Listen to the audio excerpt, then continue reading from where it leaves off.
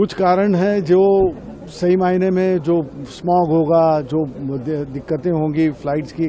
अब अपने पास में अगर ये इकोसिस्टम या इंफ्रास्ट्रक्चर पूरा नहीं है तो इसकी ये जो जिम्मेदारी है सरकार की भी होती है और इसका जो झेलना पड़ता है पूरा वो झेलना पड़ता है पैसेंजर्स को।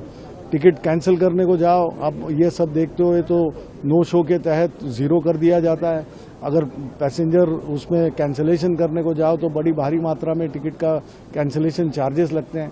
अब कैंसिलेशन चार्जेस 48 घंटे के पहले अगर हो तो कुछ काटेंगे नहीं करके आया है, लेकिन अभी तक वो कार्यान्वित नहीं हुआ है। तो इससे दिक्कतें पैसेंजर्स को आती है। अपनी इकोनॉमी जो हम बोलते हैं कि भाई बहुत अच्छी इकोनॉमी, बहुत आत्मनिर्भर बन रहे हैं, तो ये कहाँ के लक्षण हैं कि इस तरह से अगर होता रहा और पैसेंजर को झेलना पड़ा। हवाई यातायात जो है बहुत इम्पोर्टेंट हो गई है, आज वो लग्जरी नहीं रही है, नेसेसिटी भी हो गई है।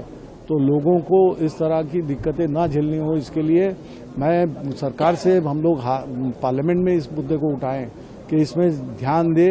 और ये जो पूरा प्राइवेटाइजेशन हो गया है उसकी वजह से एक इंडस्ट्री अपने आप में क्या खेल रही है, कोई इस तरह का कोई ये हो रहा है, तो जो भी कारण सामने आ रहे हैं वो ठीक नहीं है। इंडिगो के कारण जो आए हैं उनके पास पायलट्स नहीं है, क्रू नहीं है, क्रू मेंबर्स नहीं है, तो इसको ठीक से बनाना ज़रूरी है। ये सब इंफ्रास्ट्रक्चर होते हुए आगे कदम होना चाहिए। सर, एविएशन सेक्टर भारत का इतना बड़ा है, उसके बावजूद कई सारी कंपनियां आती हैं और उसके बाद उनके जो एयरक्राफ्ट हैं वो ग्राउंडेड हो जाते हैं। जिस तरह से जो रिक्वायरमेंट्स है, जो बेसिक उनकी बातें हैं, उसको पूरी ठीक से जांच करनी चाहिए। उसके वो ठीक है कि नहीं, उसके लिए ड्यू डिलिजेंस भी होता है। ये सब होने के बावजूद अगर इस तरह की बातें आती हैं, अंत में झेलना पड़ता है साधारण आदमी को। कॉमन मैन इज सफरिंग, क्योंकि अब लग्जरी नहीं रही है। फ्लाइट का जो यातायात है वो हवाई यातायात अब साधारण आदमी लोगों, जो आपने रीजनल उड़ान कही है, हवाई चप्पल पहनने वाले भी